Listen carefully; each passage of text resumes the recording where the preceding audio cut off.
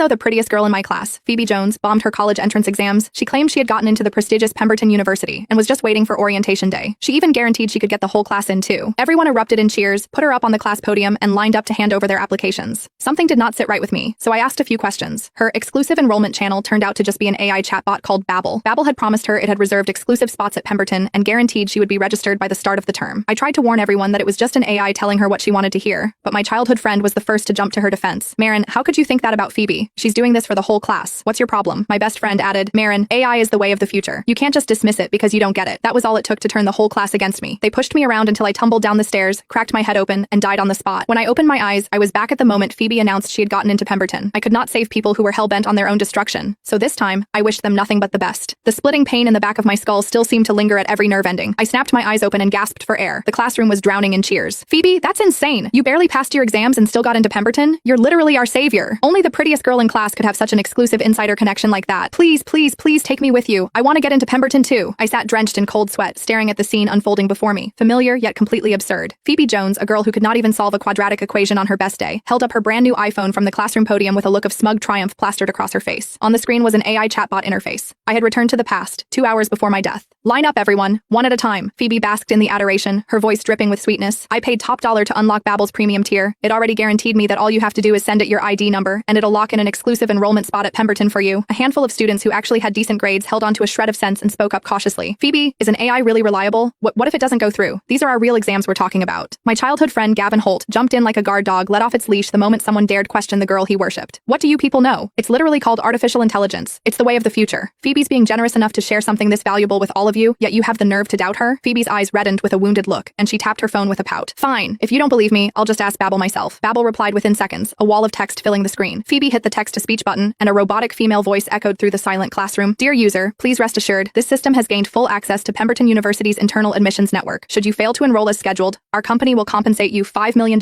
in emotional damages. We have a top-tier team of hackers working to ensure your success. The classroom erupted the moment they heard $5 million. Holy crap, $5 million. So even if I don't get into Pemberton, I'll walk away with $5 million. That's a win-win situation. Phoebe, sign me up. I don't even care about getting in. I just want the $5 million.